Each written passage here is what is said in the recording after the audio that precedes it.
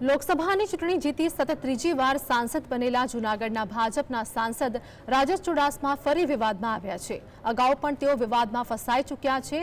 વડોદરા ભાજપના શહેર પ્રમુખની જેમ રાજેશ ચુડાસમાએ પણ ભાજપને મત નહીં આપનારા મતદારોને ધમકી આપી છે। સત્તા સાથે સંયમ જરૂરી। સત્તા સાથે હોવો જોઈએ વિનમ્રતાનો ભાવ। ભાજપના નેતાઓએ બંને ગુમાવ્યું। મતદારોને જ આપવા લાગ્યા ધમકી। અટલ બિહારી વાજપેયી જ્યારે ભાજપની આગેવાની કરતા હતા તે સમયે ભાજપના નેતાઓમાં સત્તાની સાથે સંયમ અને વિનમ્રતા તથા સેવાનો ભાવ જોવા મળતો હતો, પરંતુ અત્યારના ભાજપના નેતાઓએ આ તમામ વસ્તુઓ ગુમાવી દીધી છે અને સત્તાના નશામાં અભિમાની બન્યા છે।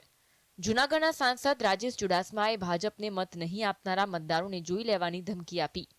લુખાઉ જેવી ભાષા બોલનારા ભાજપના સાંસદ જનતાને જોઈ લેવાની ધમકી આપી રહ્યા છે। પ્રાચીમાં ધારાસભ્ય ભગવાન બારડે અભિવાદન કાર્યક્રમ યોજ્યો હતો, જેમાં મંચ પરથી રાજેશ ચુડાસમાએ વિરોધીઓને ચીમકી આપી કે 5 વર્ષમાં મને જે નડ્યા છે તેમને હું મૂકવાનો નથી।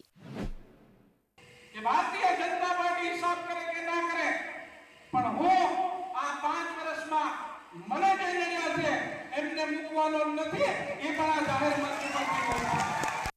રાજેશ ચુડાસમાએ આપેલી ધમકીથી રાજકારણ ગરમાયું છે। ચુડાસમાના આ નિવેદન સામે કોંગ્રેસે આકરી પ્રતિક્રિયા આપી છે। કોંગ્રેસે કહ્યું કે ચૂંટણી જીતવા માટે ડર અને ભય ફેલાવવાની ભાષાનો ઉપયોગ કરતા ભાજપના પ્રતિનિધિઓ હવે ચૂંટાયા બાદ પણ નફરતભરી ભાષાનો ઉપયોગ કરે છે। આ તમામ જવાબ ભાજપાએ આપવા પડશે, કારણ કે આ ગાંધી સરદારનું ગુજરાત છે, જ્યાં આ ભાષાનું જાહેર જીવનમાં પણ સ્થાન ન હોઈ શકે ને એમને પણ સ્થાન ન હોઈ શકે। ત્યારે પુનઃ હું માંગ કરું છું કે ભાજપાના ચૂંટાયેલા સાંસદની ભાષા એ હિંસાની ભાષા છે। તેની મંગે ભાજપાના પ્રદેશ અધ્યક્ષ અને ભાજપા શાસનના મુખ્યમંત્રીશ્રીએ ગુજરાતની જનતાને જવાબ આપવો જોઈએ, જૂનાગઢની જનતાને સાચી હકીકતથી વાકેફ કરવી જોઈએ। પણ જે ભગવાનભાઈનો સ્વભાવ આપ અને દબાવવાનો હતો એ જ રાજેશભાઈ એમનું અનુસરણ કરશે એવું મારું માનવું નહોતું। મને એમ હતું કે રાજેશભાઈ એને સ્વભાવ બદલશે, એમના બદલે એમનો સ્વભાવ બદલી ગયો છે અને લોકોને ડરાવી ધમકાવીને મત લેવા એ ભારતીય જનતા પાર્ટીનો મૂળ સૂર રહ્યો છે। લોકસભા ચૂંટણીના પરિણામ બાદ જનતાની આશા અપેક્ષા પૂર્ણ કરવાની ભાજપના નેતાઓની જવાબદારી વધી જાય છે, પરંતુ અહીં તો લોકોના કામ કરવાને બદલે ભાજપના નેતાઓ જનતાને જ ડરાવવા લાગ્યા છે। થોડા સમય પહેલા વડોદરા શહેર ભાજપના પ્રમુખ વિજય શાહે પણ મતદારોને ધમકી આપીને વિવાદ ઉભો કર્યો હતો અને હવે રાજેશ ચુડાસમાના વેણના કારણે રાજકારણ ગરમાયું છે। ભારતીય જનતા પાર્ટી હિસાબ કરે કે ના કરે, પણ હું આ 5 વર્ષમાં મને જે નડ્યા છે એમને મૂકવાનો નથી, એ પણ આ જાહેર મંચ પરથી કહું છું।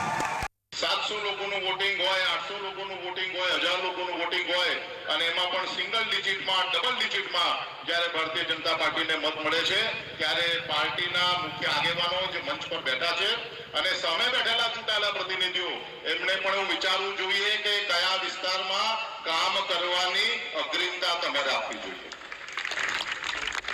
એવા વિસ્તારમાં કામ કરીને આપણા ફોડવારી, આપણા બજેટના પૈસા ન વપરાય કે જે વિસ્તારમાંથી છેલ્લા 5 વર્ષથી, 10 વર્ષથી, 15 વર્ષથી પણ મત મળતા નથી અને જે લોકો ખોબલે ખોબલે મત આપે છે એવા વિસ્તારને આપણે બાજુ પર રાખીએ, એ લોકોને સુવિધા માટેના કામો ન થાય ત્યારે મને લાગે છે કે આપણે પણ હવે વિચાર કરવાનો સમય આવી ગયો છે।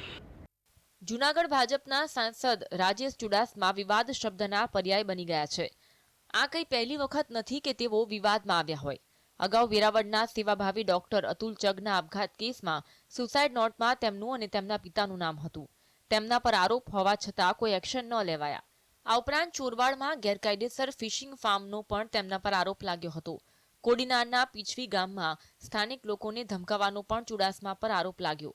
સાંસદના પિતા દ્વારા સ્થાનિક મંદિરના ઉચાપતનો વિડીયો પણ વાયરલ થયો હતો। 2022ની ચૂંટણીમાં વેરાવળના ભાજપના ઉમેદવાર માનસી પરમારને હરાવવાનો પણ તેમના પર આરોપ લાગ્યો હતો। વિજય શાહ હોય કે રાજેશ ચુડાસમા, તેમના આવા જનતા વિરોધી નિવેદનો વડાપ્રધાન નરેન્દ્ર મોદી અને ભાજપની શાખને કલંકિત કરી રહ્યા છે। ત્યારે મોટો સવાલ એ છે કે સિદ્ધાંતોને વરેલી ભાજપ આવા નેતાઓ સામે માથું કેમ ઝુકાવી જાય છે? જનતા પણ આ સવાલનો જવાબ માંગી રહી છે। Bureau report,